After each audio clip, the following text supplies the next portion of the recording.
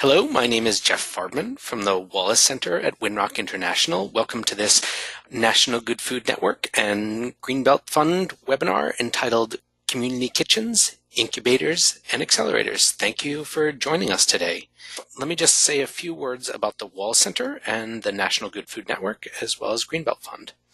The Wallace Center, a business unit of Winrock International, is the host of the National Good Food Network webinars.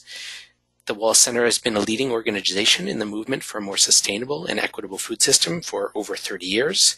We develop partnerships, pilot new ideas, and advance solutions to strengthen communities through resilient farming and food systems.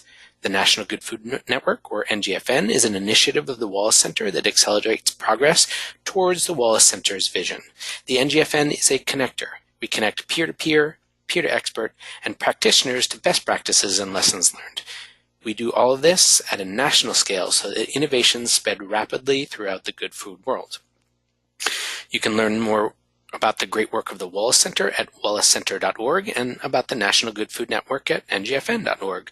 We encourage you to dig into all of the resources on those sites, including our large collection of archived webinars. And the Greenbelt Fund is a nonprofit organization that supports and enhances the viability, integrity, and sustainability of agriculture in Ontario and Ontario's Greenbelt. The Greenbelt Fund delivers support to farmers and local food leaders to ensure more of the good things that grow in Ontario are being served and distributed through Ontario's public institutions, retail, and food service markets. Helping to overcome challenges and support economic growth, the fund's goal is to create systemic change to permanently increase the amount of local food consumed in the province through grants, education, policy, and networking initiatives. The fund's work has generated a 13-fold return on local food investments, permanently changing the food value chain and improving local food awareness and education across the province. As a not-for-profit, the Greenbelt Fund is supported in partnership by the Government of Ontario. Okay, shared kitchen space, especially in the context of an incubator or an accelerator, holds great promise for leveraging food as a means for increasing economic vitality of individuals and communities. Today, we're going to look at several different models and dig deep into two very successful ones, one on each coast of the U.S. For-profit, not-for-profit, urban, rural. Graduate your users, grow with your users. You'll see many differences in these several models that we will explore, and yet one constant is a deep commitment to clients and an acute sensitivity to the particular needs of the hardworking communities that each incubator focuses their work on. So let me bring on Ashley Colpart to kick us off today. Ashley Colpart is the co-founder and CEO of the Food Corridor, a virtual food hub that connects food entrepreneurs to commercial kitchen space. Their mission is to enable efficiency, growth, and innovation in local food. She is also the founder of the Network for Incubator and Commissary Kitchens, or NIC, a community of practice that supports the food industry through sharing data, best practices, and technical assistance to build and grow successful shared-use kitchen businesses. Ashley has a PhD in interdisciplinary studies in food science and food safety from Colorado State University and is a registered dietitian. She earned a master's degree in food policy and applied nutrition from the Friedman School of Nutrition Science and Policy at Tufts University and was previously the Northern Colorado Food Cluster Coordinator in her home of Fort Collins, Colorado. Ashley, from your perspective as the founder of NIC, can you give us a sense of the breadth of models of kitchens, incubators, and accelerator, including the Food Corridor's innovative model, and let us know about some of the resources that our audience might leverage in their work?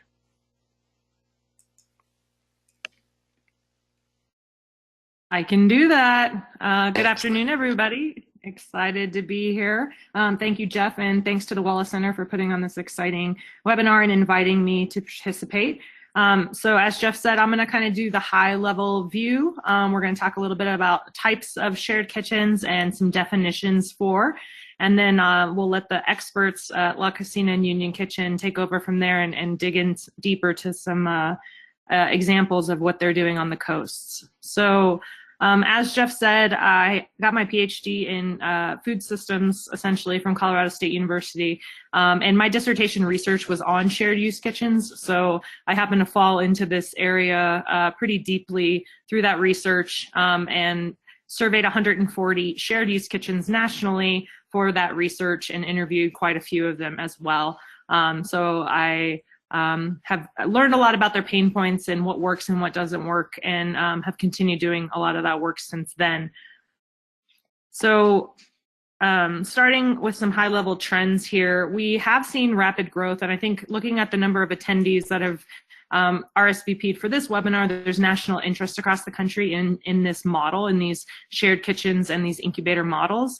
They're looked at as ways to support local food systems, which many of the attendees on the webinar today are probably looking to learn. We've seen a large diversity of these kitchen models, which I'm going to go through today. One of the themes that I see across the country is that oftentimes these incubators or shared use facilities take on a lot of the they essentially take on the solving pain points in their own community. So if they're a rural community, they may be focusing more on value-added products. If they're an urban community, they may be focusing more on CPG or consumer packaged goods. But essentially, you see the facilities really taking on the needs of the community and answering those needs and solving pain points for them.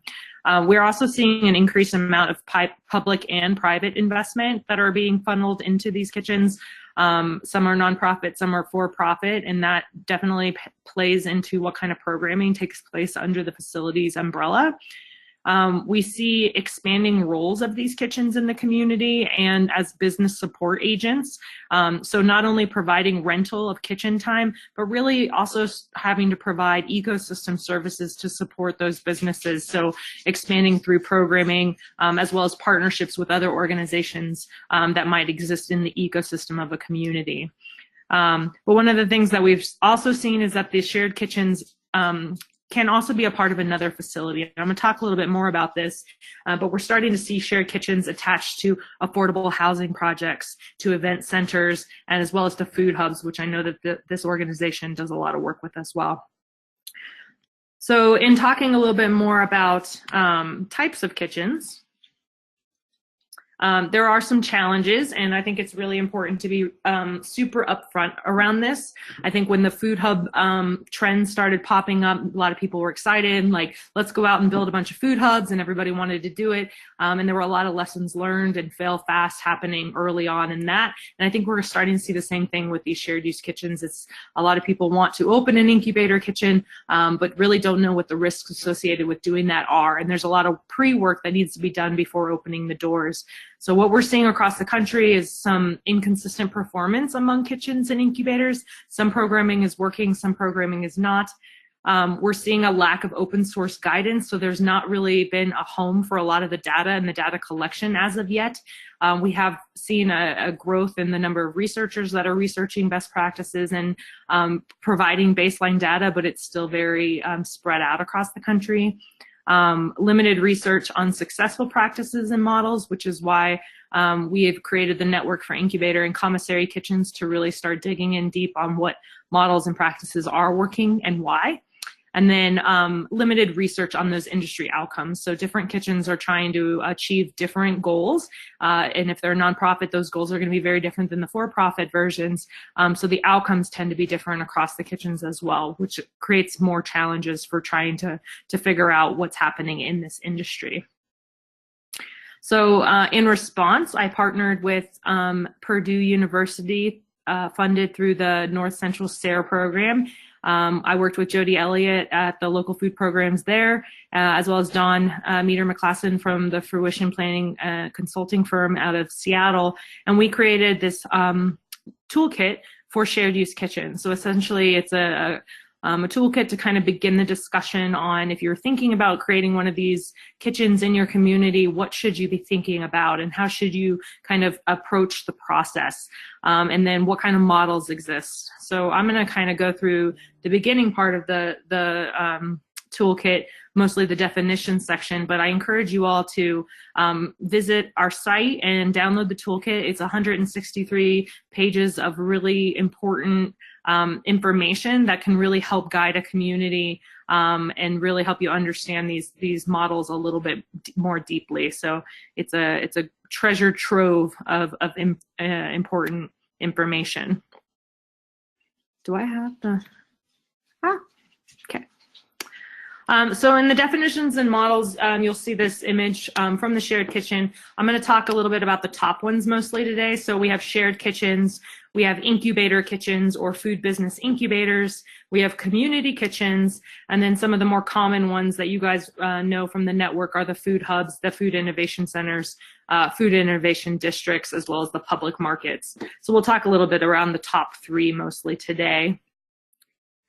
So in the diversity of models, we see that the type of model that is created is usually in response to the varying needs of that community. So as you set your primary goals and desired outcomes, that usually will lead you in the type of model that you're going to want to create.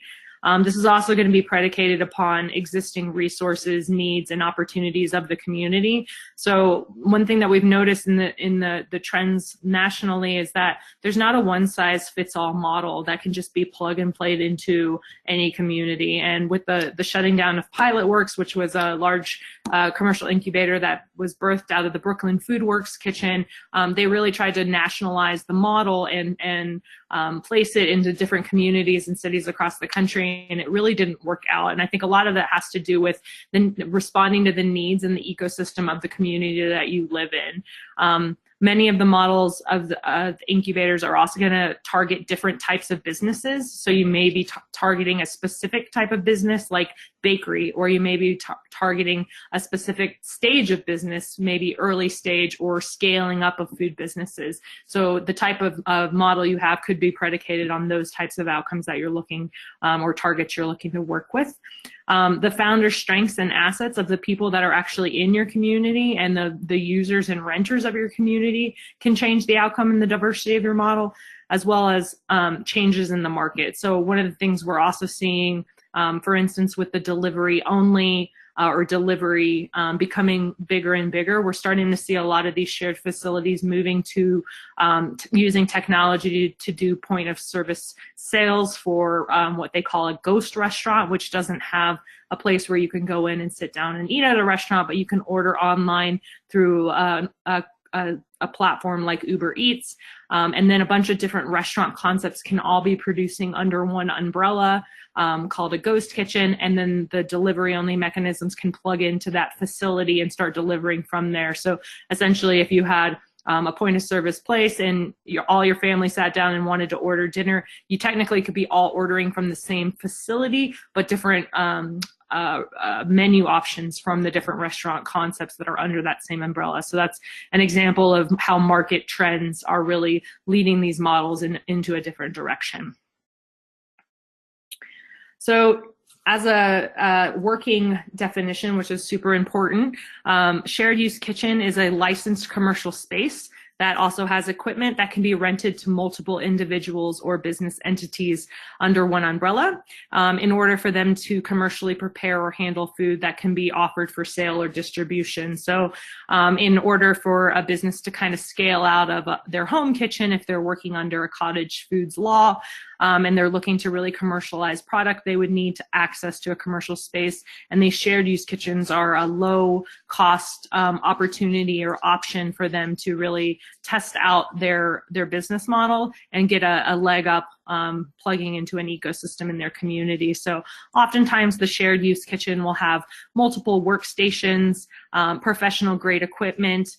There'll be shared areas for freezer, cold storage, and dry storage areas that are shared among the renters. Sanitation is a big part of that, the commercialization and being licensed by the health department. Specialized equipment, and then also shared often are the loading docks for receiving and distribution of products. So again, it's a low barrier to entry for folks to really get in the kitchen and start testing whether or not this is something they want to pursue and scale up. So types of businesses and renters, and in the toolkit, we have a whole chapter on this. There's a lot of varying use cases of types of people that would want to rent from these facilities. These are the top 3 from the American Communities Trust. They did a U.S. Incubators industry update in 2016. These were the top 3 most common categories for renters, but you'll see in the toolkit that there's a list of over 40 different types of renters. So food trucks, bakers, and caterers tend to be the most common because they need licensed access to licensed space in order to produce their goods. But other value-added products, farmers, ranchers, educators, there's really a large variety of potential renters that could come into the kitchen that need access to this kind of commercial space. So you can really be creative around who you're targeting in your go-to-market strategy as you're trying to think about the needs of the community. There may be certain parts of the community or sectors of folks that you really didn't think about that could be potential renters, and that could really help increase the % utilization of the space in your kitchen. Oftentimes, if you want to focus on one type of business renter, you can really leverage that. Like for instance, if you wanted to focus on bakers, the equipment that you're going to want in the kitchen is going to be very different than if you're focusing on food trucks and you need to have parking and gas and places to put the trucks and clean the trucks and things like that. So depending on the target renter that you're looking at, your facility design is really going to come into play there. So a couple examples of these types of kitchens, I'll start with the chicken egg. This is one of the clients on the Food Corridor platform. Food Corridor is a software for shared use kitchens to help schedule and book and manage compliance and bill their clients, and that's the company that I own. So this is one of our clients. They're a 900 square foot kitchen in Virginia, population 22,000 in their community. And they provide, you know, the standard shared use kitchen things, the cold and dry freezer space storage. They serve entrepreneurs and value-added producers in their rural community. They also do serve-safe trainings and other consulting services as a value add. So you'll see many of these kitchens not only provide the space within the kitchen, but also value-added services to add additional revenue streams to the kitchen. They also do things like classes for consumers in their communities, partnering with nonprofits, or providing the kitchen for pop-up events. And this specific kitchen is privately run by Lisa, who is a former farmers market manager in her community and also owns her own small farm. So she really saw this as a way to connect her community in this unique way. She is a for-profit kitchen in a rural area. And on the other side of the country here, we have Crafty Kitchen, which is also one of the Food Corridor clients. And this is located in Los Angeles. They're in a 95-year-old warehouse in the Arts District in Los Angeles. This facility is one of the most gorgeous facilities I've ever seen. They have 8 semi-private shared kitchens and rent at $28 per hour in LA. As well as 2 private dedicated kitchens and a studio kitchen. So oftentimes this kitchen is getting rented out by YouTube stars, the Food Network, Land O'Lakes, different large corporations will rent it out for events or tapings. And they are really kind of playing to that community in Los Angeles, which is largely focused on that type of thing. So you can see this is kind of a response to the needs of the community.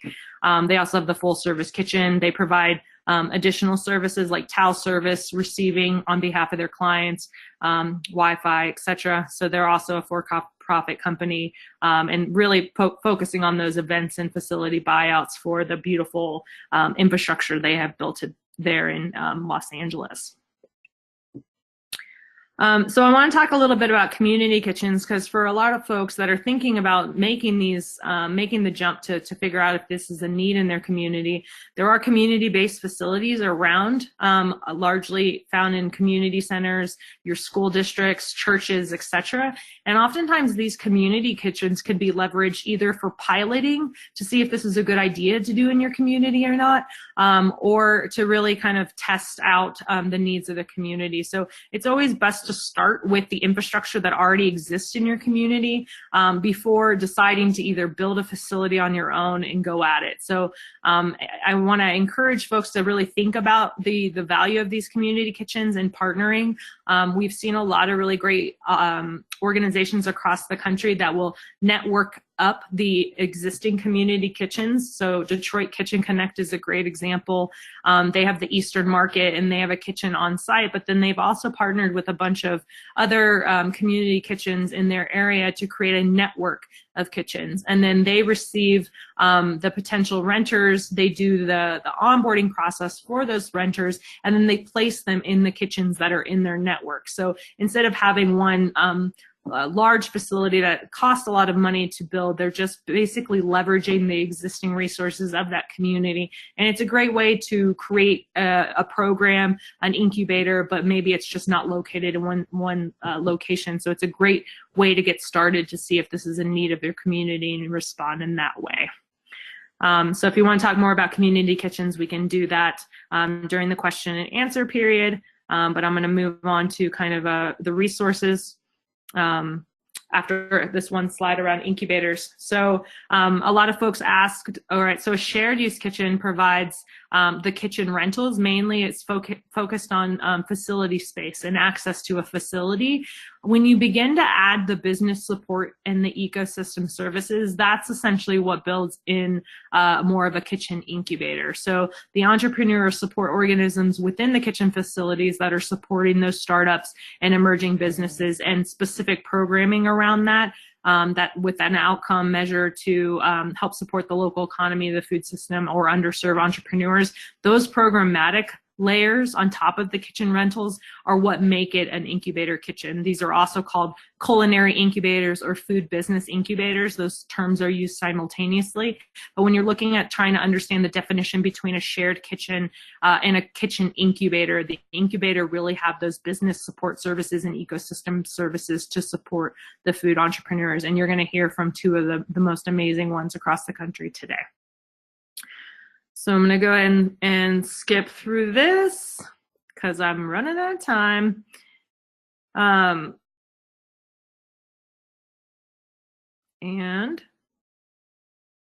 I have too many slides, you guys.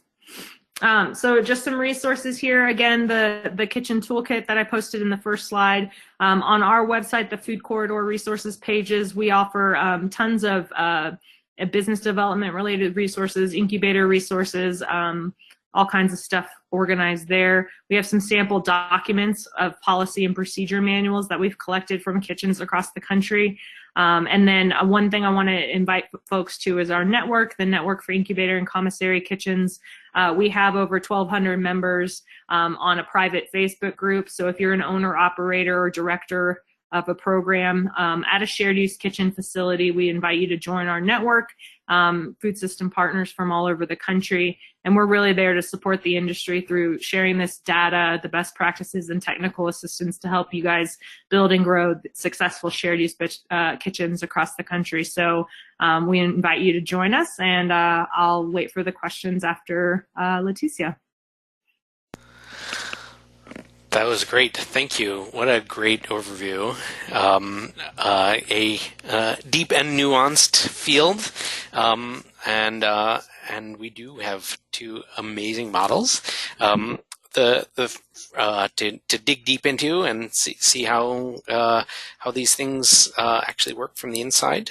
Our first is a nonprofit on the West Coast. Oh, I do want to note that Ashley unfortunately was not able to go over all of her fabulous slides, but the slides should have been emailed to you, and they will be available on our website, ngfn.org, alongside the recording of this webinar. So, and Ashley's email address will be on the website too, or on the webinar. So now let me introduce Leticia. Leticia Landa learned about Lacina by reading a newspaper article when she was in college studying anthropology at Harvard. At a holiday party, she happened to meet Valeria, the then executive director, and was soon hired to be the third person on Cocina's staff.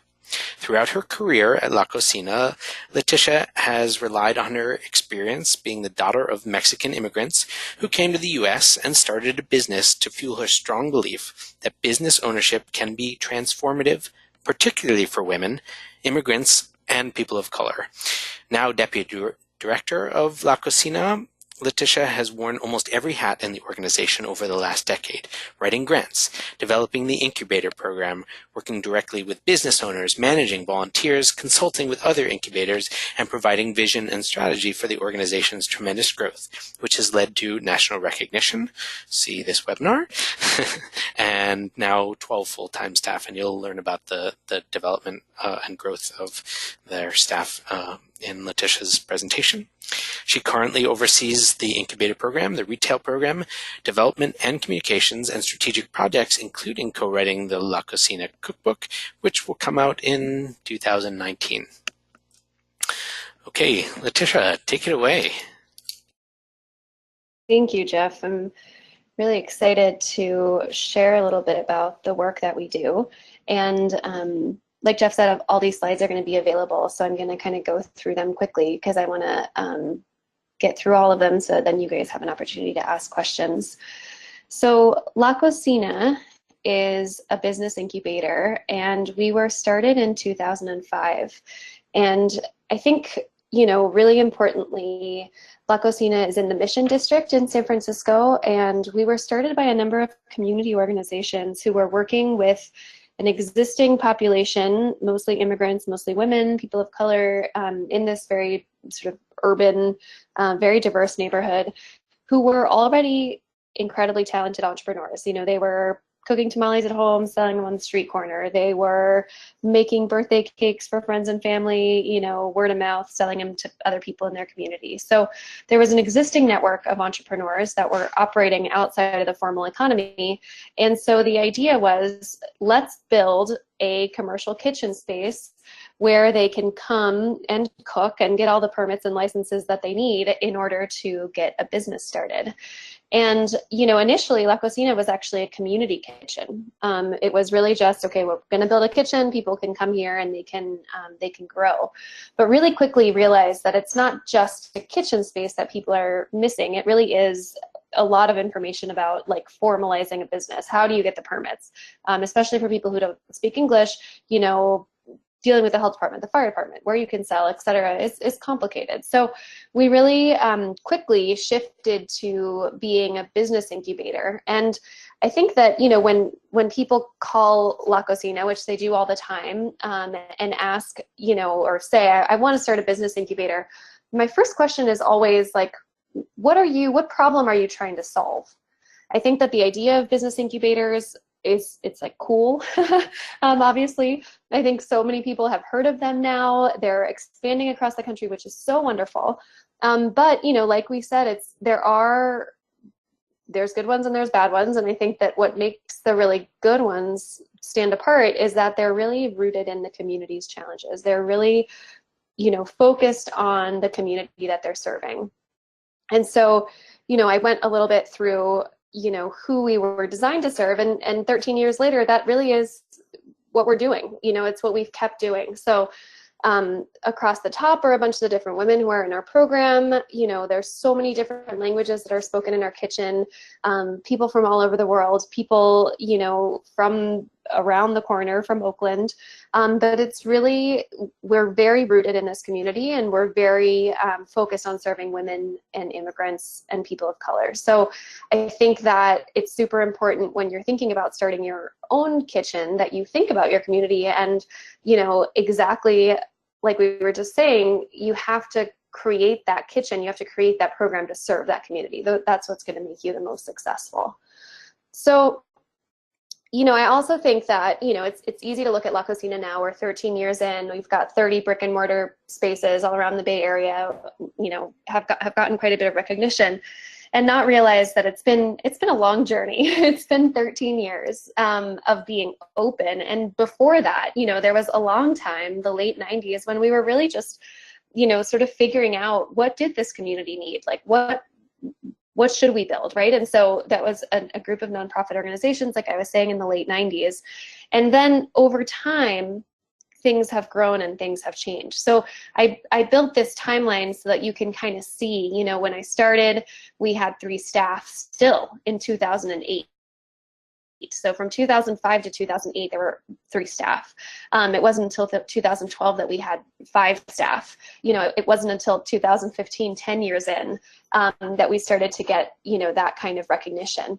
So, you know, along with that growth, obviously, is a growth in the amount of money that you need to do this work.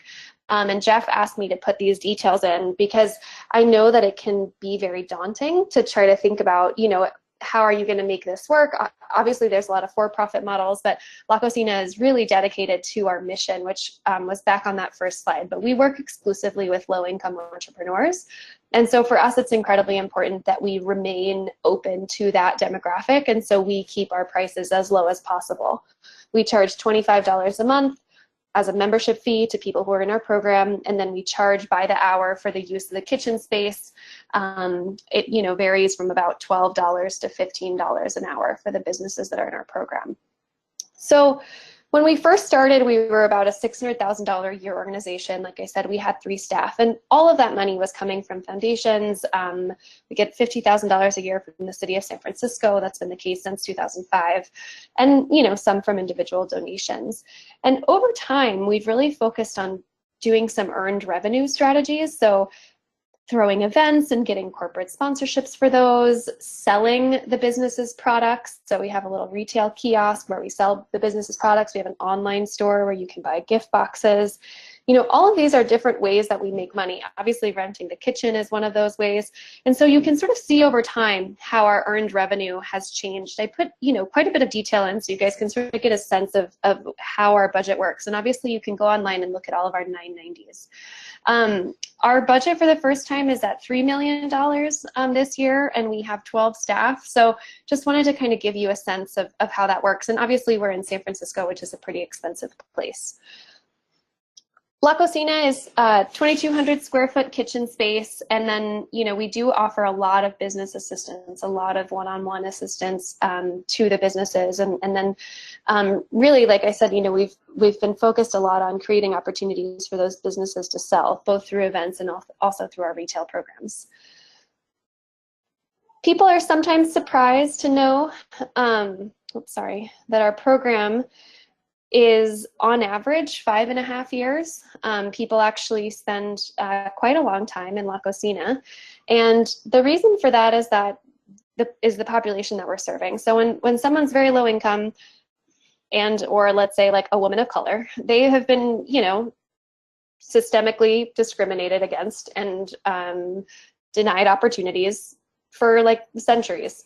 And so to fight against that injustice, it takes a lot of time and a lot of investment. And I think that, you know, if you ever have a funder sort of balk at, oh gosh, you know, why is this taking so long? I really think that it's important to point to the fact that if you design a program that's just quick, okay, we're going to get this many businesses out every year, I think you're doing a real disservice to entrepreneurs. It takes a long time to build food businesses, and I think that that's okay. You know, I think that it's better to plan for that. So you guys can sort of look in more detail at these slides and obviously ask any questions that you need. But, you know, it sort of goes through what some of the costs are, you know, what we focus on.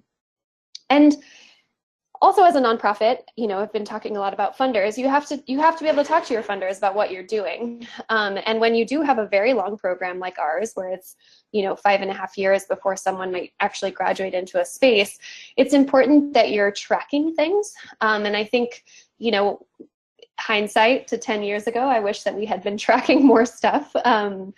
Because it's, you know, when you're doing the work, it's sort of like you're frantically doing the work, and it's hard to remember to actually write things down. But now that we're trying to, you know, sort of see trends over time, I think that it's really important to just have information about the businesses that you're working with and to really closely track their growth, because then, you know, you can make a better case to the funders of why you need the money.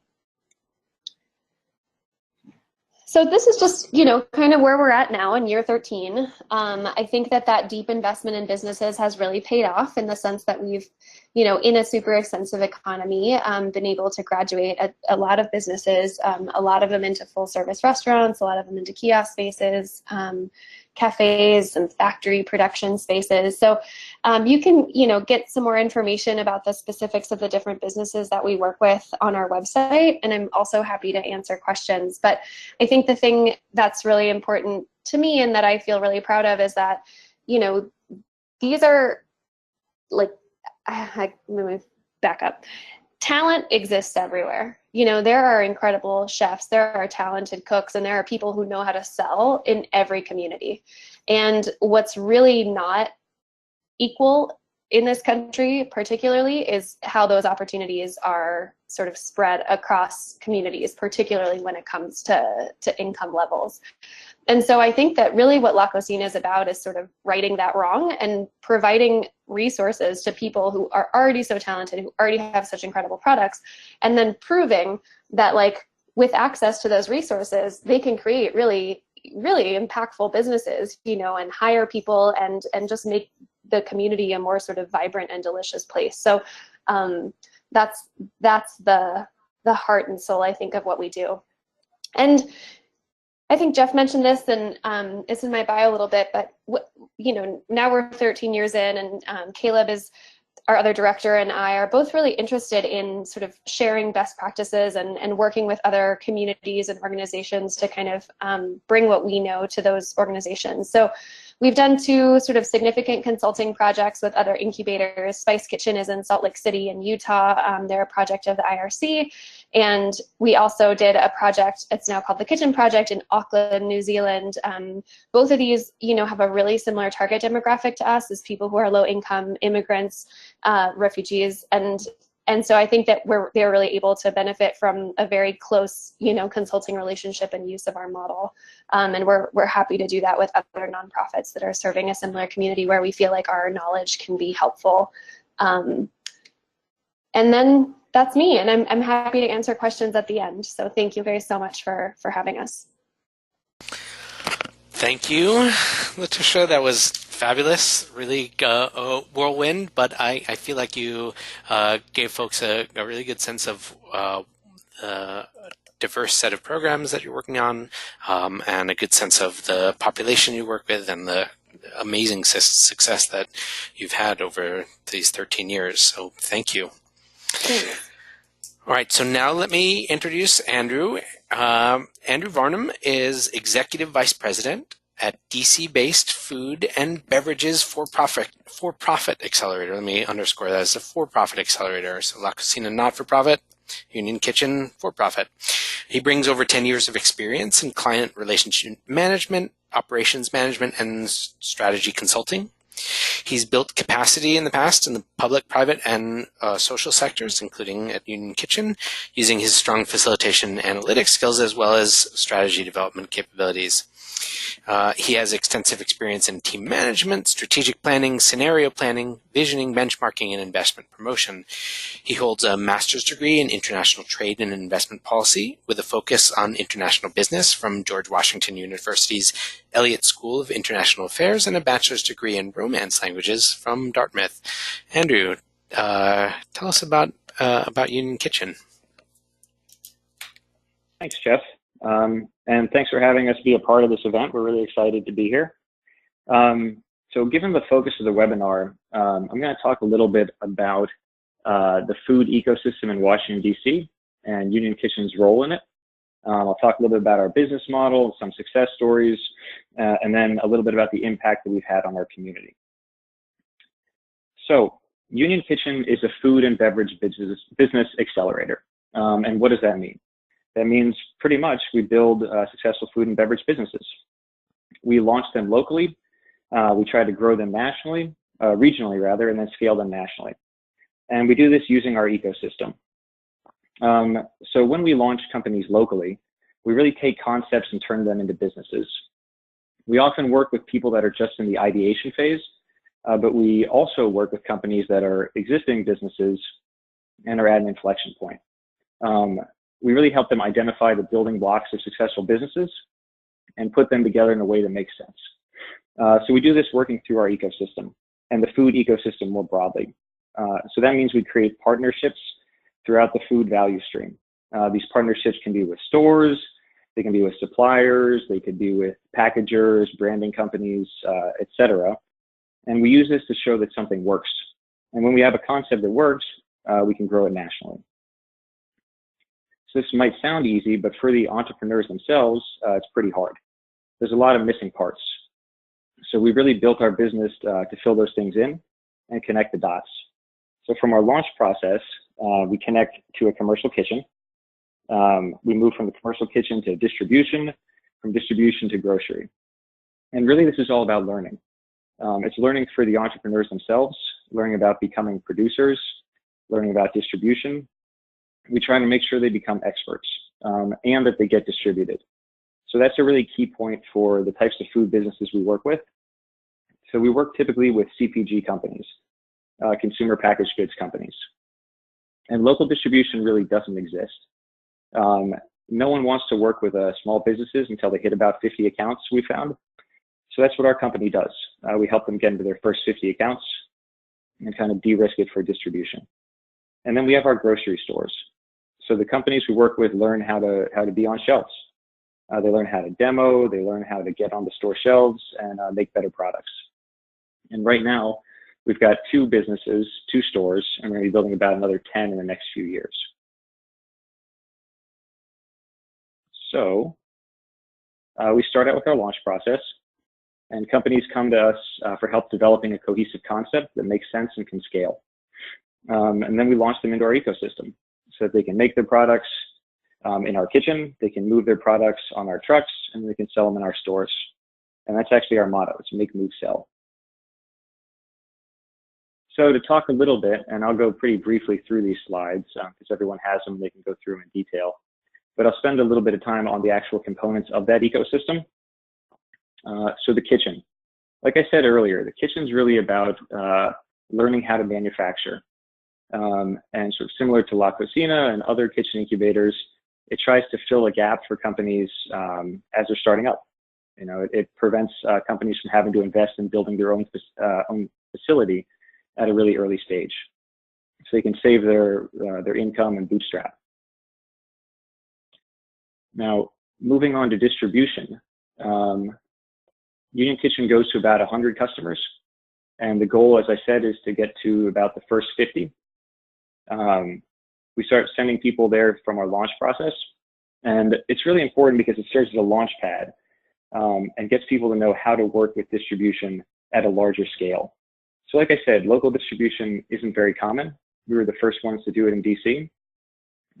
And the larger distributors, they really want to work with companies that already know how to work with distributors. It's also kind of a chicken and egg. The grocery stores don't really want people delivering their products from the back of their car, but the distributors don't want to work with companies until the stores are already asking for it. So we tried to crack that nut by developing the local distribution company and really de-risking it for the distributors, because the companies that they'll work with know how to act vis-a-vis their trucks and distributors in general. Oops. So the last component of our ecosystem is our grocery stores. And we really thought about just filling out the value chain. So once the companies make their products within our shared kitchen, they can move them on our trucks, and then they can sell them in our stores. We've got 2 now, like I said, we're going to be building about 10 more. They're basically convenience stores in neighborhoods, and we really try to sell what people want. And by doing that, we get to know what people want, and we can pass this information back to the companies we work with. It really lets them pilot and pivot in a safe space. So if they need to change up their branding or their packaging or things like that, they don't have to do it with stores that are placing really large orders, and they can do it in a safer space. It really lets them build, measure, learn. We adopt the lean startup mentality and let them do it in a safe space. So all of this together kind of leads us to our growth path. And we've used all these things to build this growth path to help companies grow towards a national level. So we often focus on the initial launch period. That's, as I said, kind of turning companies from just a concept or an idea into a viable product and helping them launch. But then what's really unique about our thesis here is the way they go into stores. we really focus on increasing velocity within stores. So helping consumer packaged goods companies get into a variety of stores is one method, but really what we want to do is help them get into a select number of stores and then sell more and more in those stores. Because that's how you know you're building a product that people really want, is when you increase same-store sales. And then in a structured way, they go from selling more and more in each store to selling more and more in many stores, and continue on and on as they grow throughout the region. They grow multi-regionally and then nationally.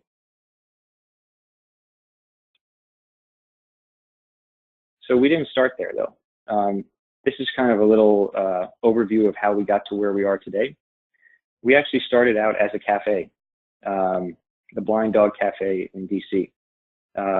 And sort of similar to a lot of the entrepreneurs that we work with now, we ran out of kitchen space and we needed to find a solution. So the existing solutions were to rent restaurants after hours or things like that. But then we found an open kitchen space and we took it over. And it was way too much space for us. So we started asking around friends and family if anyone needed extra space. It turns out people did. And that kind of gave us the idea to open it up as an actual business. So in 2012, we opened our first kitchen. And then as we were working in the kitchen, we were working with the companies in the kitchen. The next kind of pain point that we discovered was that companies had no way to get their food from point A to point B. So we decided to open the first local distribution company in DC, 2013.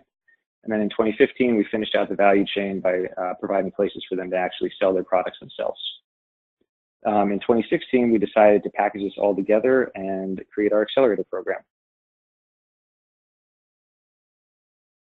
So to talk a little bit about some of the successes we've had, and I'll go over these pretty quickly. But this is one example of one of the CPG companies we work with. They're called Bright Greens. They make frozen smoothie cubes that you add water to and it turns into a smoothie. And they're sold in over 2,000 retail outlets nationwide. They received a large funding round from Kellogg's and are continuing to grow nationally. Swapples is another good example. A lot of the companies we work with are in the specialty space. So the things you find at, say, the Whole Foods of the world. So Swapples is a plant-based waffle. It's a yucca-based waffle. And what's exciting about her is she was able to move from just being a concept, so just an idea, to actually being on grocery store shelves in under 6 weeks. And now she's going multi-regionally around the country as well. Snacklands, they're another specialty brand snack chip. They're also plant-based, so yucca-based and other things. Sammy from Snacklands has grown the company, so it's also multi-regional. They're in the Mid-Atlantic, the Northeast, California, Canada, and are continuing to grow. And Eat Pizza is another good example. So Andy from Eat Pizza, he'll tell you he doesn't make frozen pizza. He makes good pizza and then freezes it. What's interesting about this product is it was able to go multi or omni-channel. So he sells in Whole Foods. He's actually the best seller in the region in Whole Foods, as well as in 7-Eleven. So he's found a product that will really scale across different types of channels and different types of customers.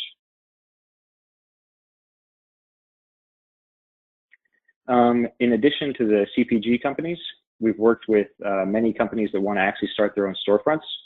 So we've helped open quite a few of those around the DC area.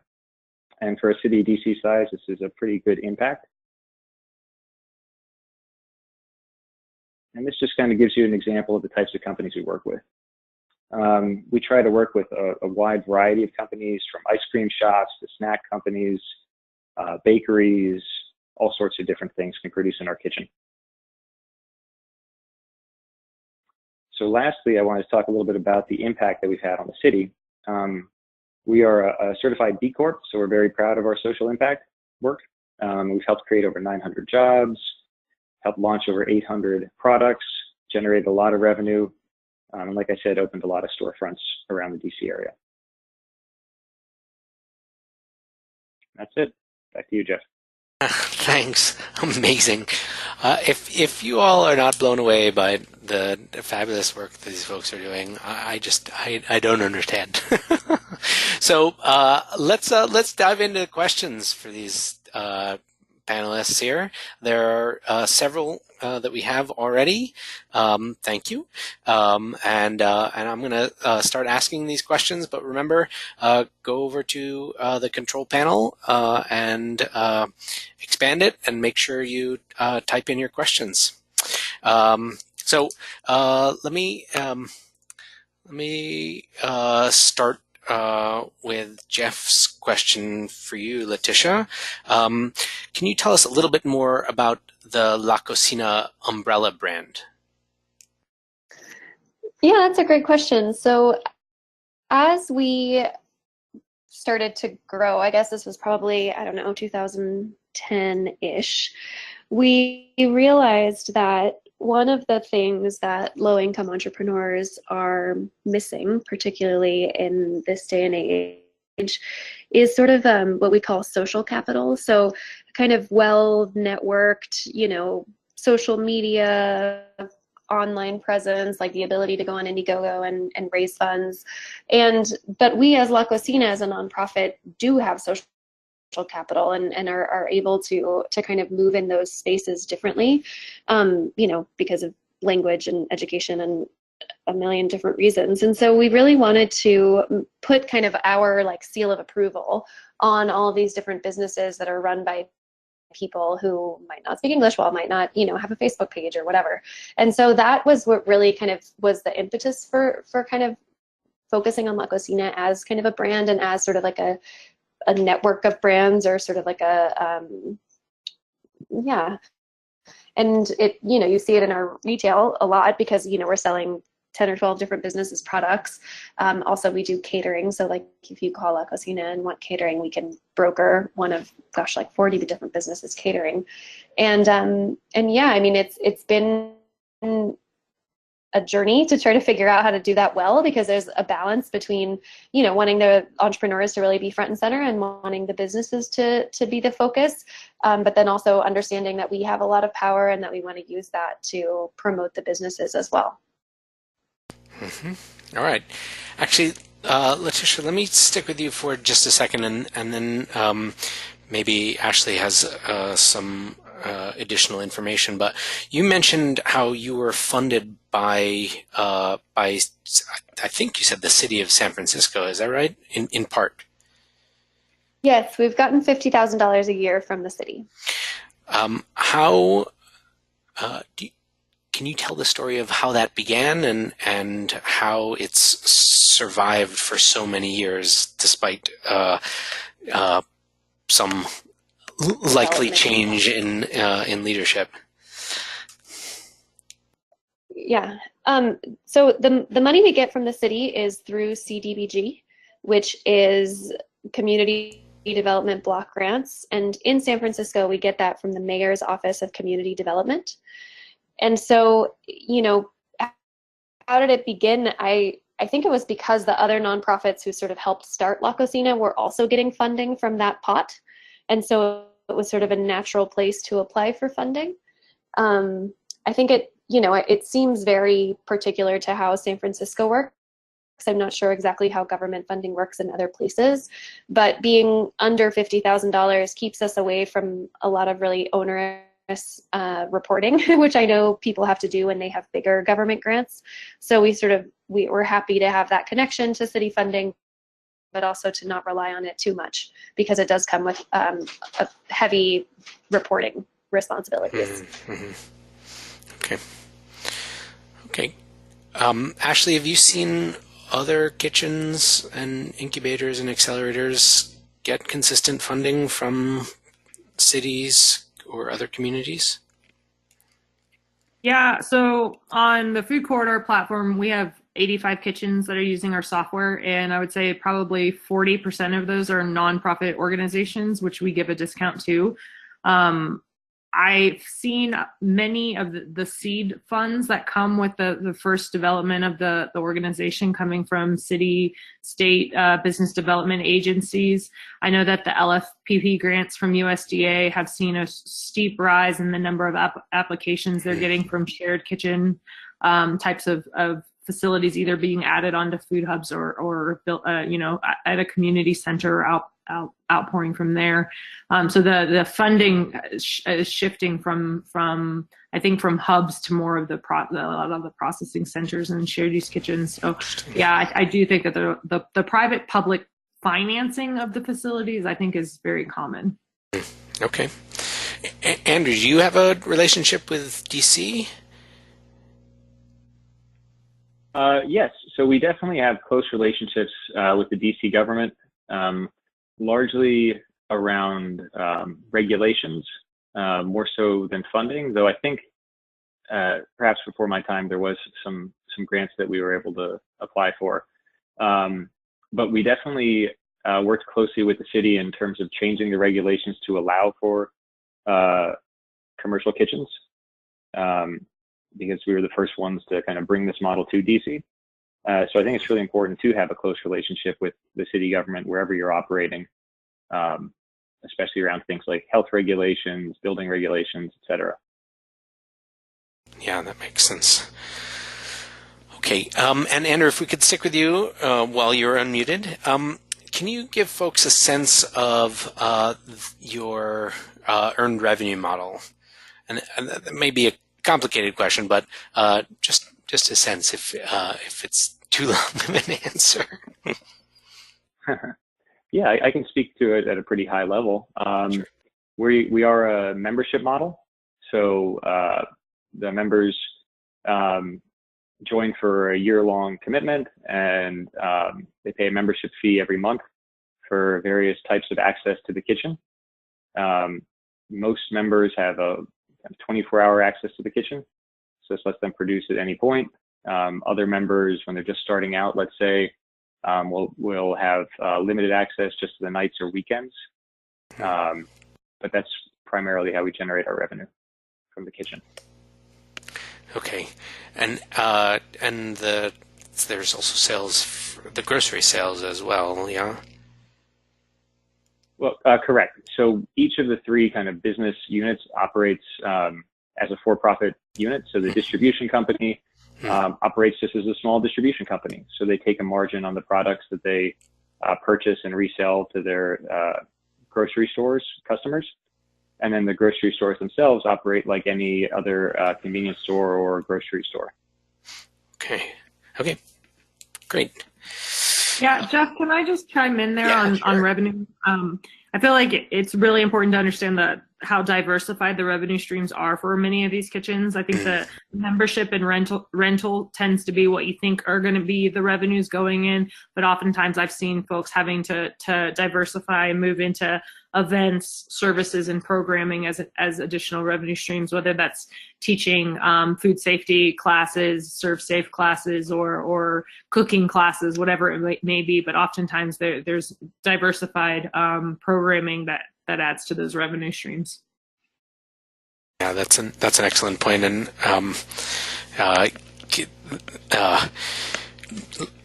once you buy equipment, you want to use it as much as possible. And once you have a physical space, you want to use it as much as possible. And in Andrew's case, once you have trucks, you want to use them as much as possible. And so having these multiple sources seems like a wise and necessary factor. So Letitia and Andrew are both in urban areas. So maybe, Ashley, you can shed some light on this. Amity is talking about how she works in rural areas and asks if there's a minimum community size needed in order to make a shared kitchen or a kitchen incubator sustainable. Yeah, that's a valuable question to be asking. I think that it really depends, and it depends on how connected that facility is with the existing communities and who the renters will be. So if there's not a lot of retail outlets or places to sell or partnerships that can be leveraged, it may not work in all communities. That said, if you have a really vibrant agriculture community that you can leverage and connect potential food entrepreneurs with value-added products, make that the focus of the facility, then there's a lot of opportunity there. So it really just depends on, you know, doing some intake of the community and the desires of the community to see if a facility like that was created, who would rent it and why, and what the needs are of the communities. Because oftentimes we have seen folks that start these facilities and they just never get used because the community didn't need it or want it. So I think, I don't know if there's a hard and dirty line as the size of the community that you would need in order to have it work. I think it's more about the desires of the community of who would use the facility. Mm-hmm. Okay, yeah, that's a great point, and I encourage folks to do serious and honest feasibility studies. Letitia shared that La Cocina's feasibility study was 7 years before La Cocina really opened operations. Did I read that right, Letitia? Yeah, it took a long time. It took a long time to get the funding together, to get like all the different pieces into place. So yes. Mm-hmm. So yeah, and you know, even with a good feasibility plan, these two examples, and I'm sure Ashley has a million more. You see an original plan, and then quick-footed adaptation to make sure that, say, distribution is available for the products, or these ecosystem services that Ashley talked about are available for the entrepreneurs trying to make a business. It's not easy to make a business, and especially if you're not looped into a network that makes it easier. So that's a lot of the supports that these businesses are providing.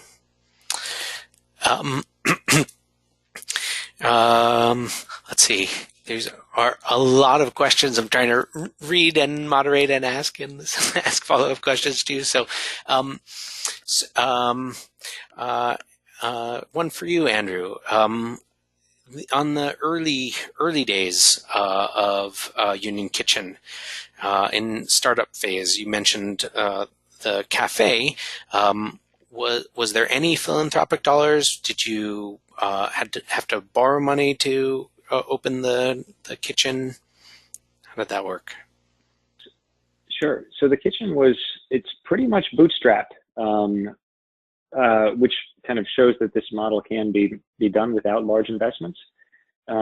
We've taken on private investment when it comes to opening the grocery stores, because those are pretty big build-outs. But we did start small, and we've been in business for 6 years. We only kind of built our larger facility 2 years ago. That required some more private investment. But again, largely, we were able to bootstrap the kitchen side of things. All right, that's great. Good planning.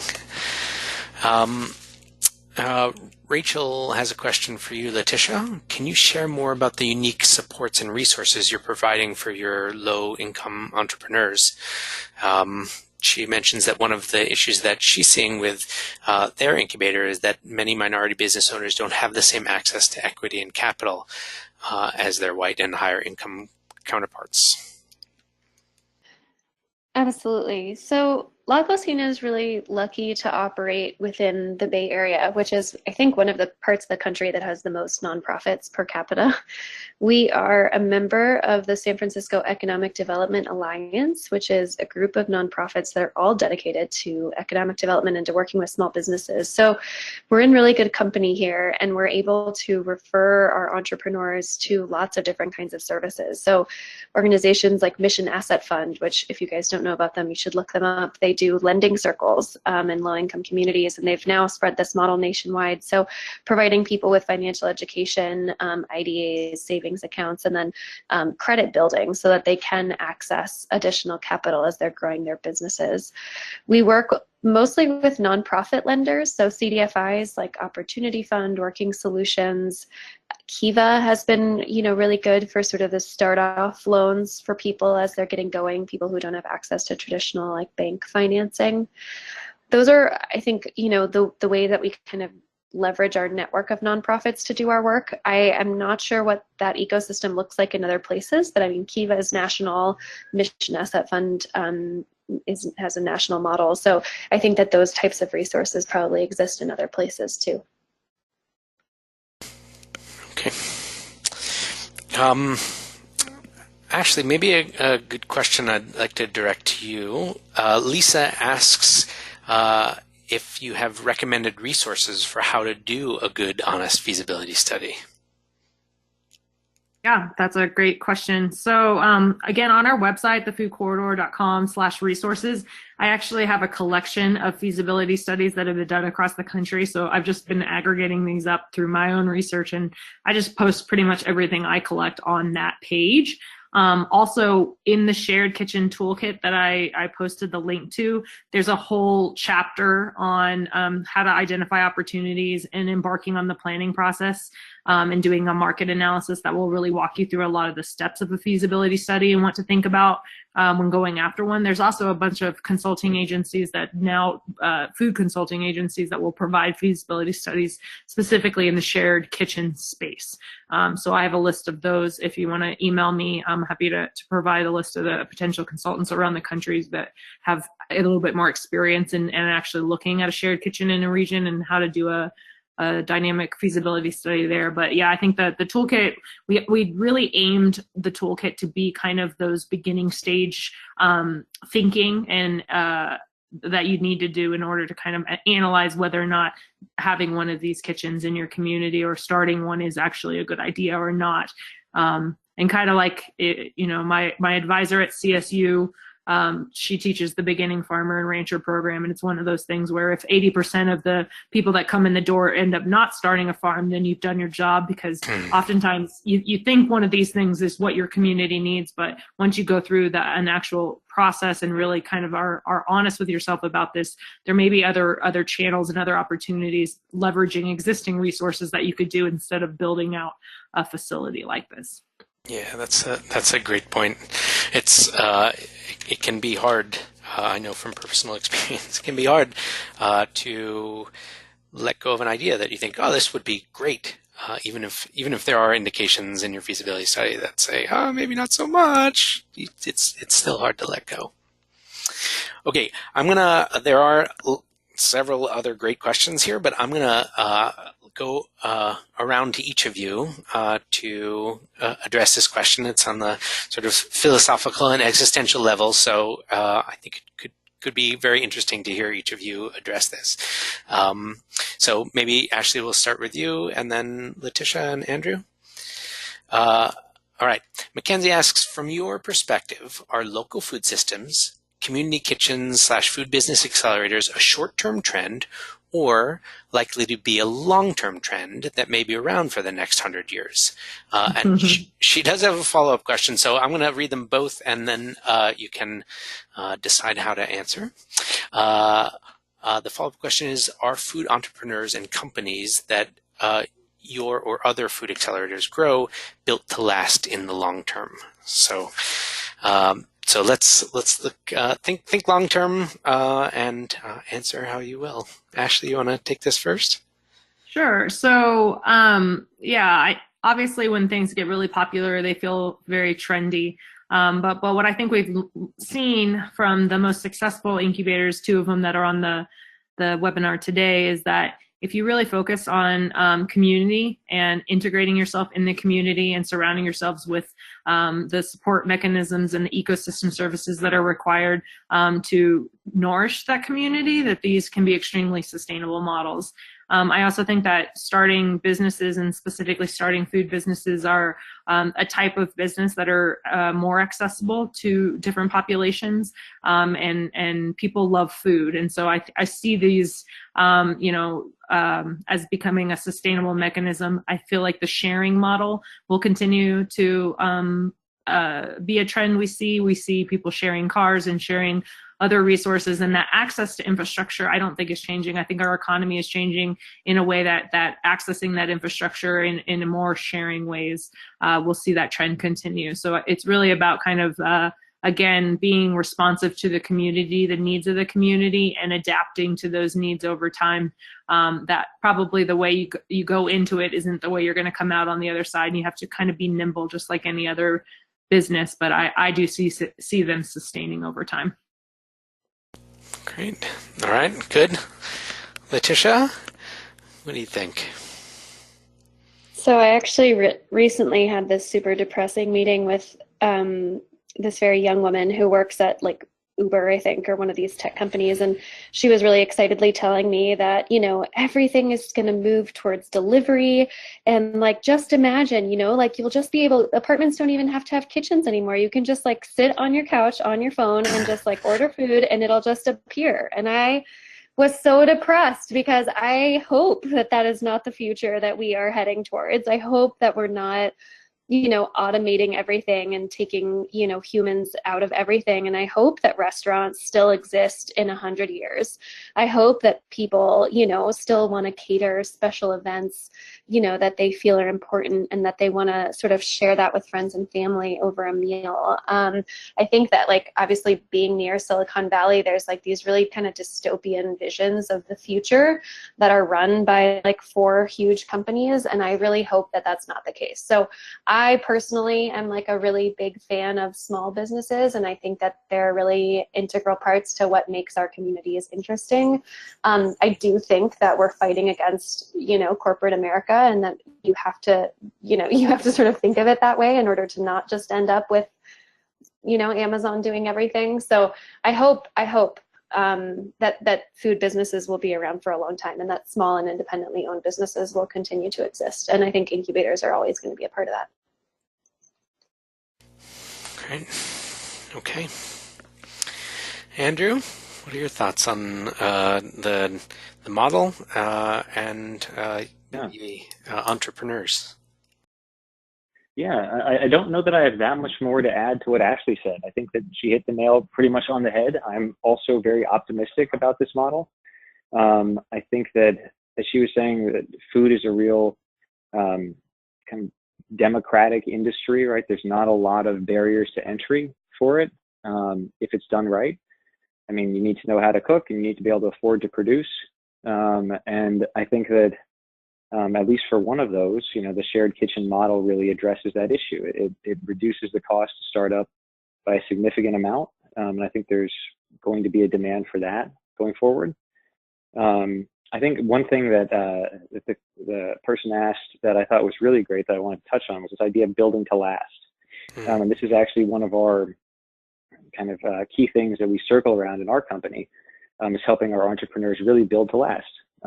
We have them kind of think of themselves as national companies, even when they're just local startups. So even from everything like corporate governance and building boards of directors, and things like that, we encourage them to really look to the future.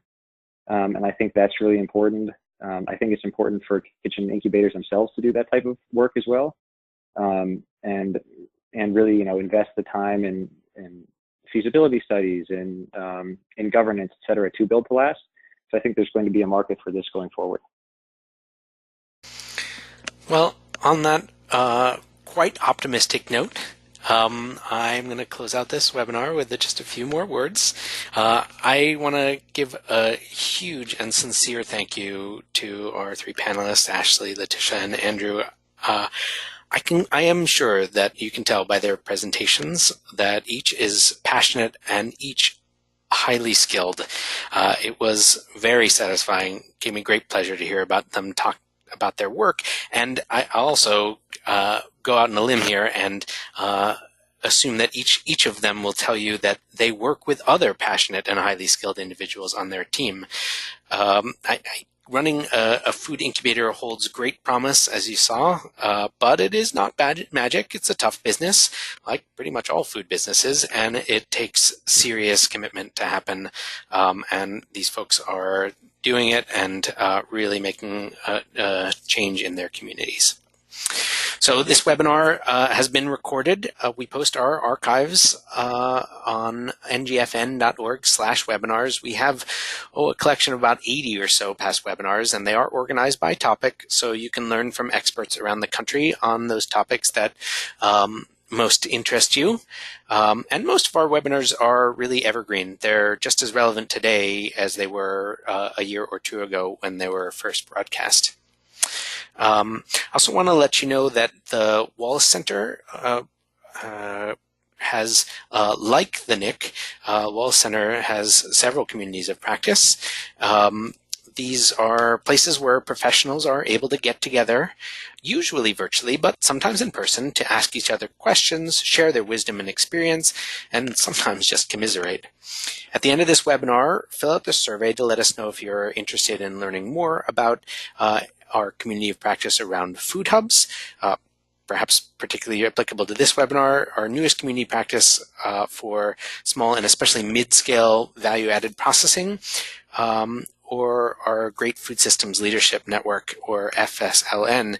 The FSLN is the foundation of our initiative to build leadership capacity in food systems nonprofit staff so that each organization and project can be most successful.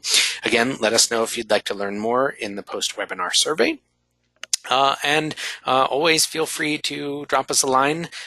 We are at ngfn.org or wallacecenter.org, and you can email us at contact@ngfn.org. Again, take 2 minutes, fill out our post-webinar survey. Thank you so much for joining us today, and this ends the webinar.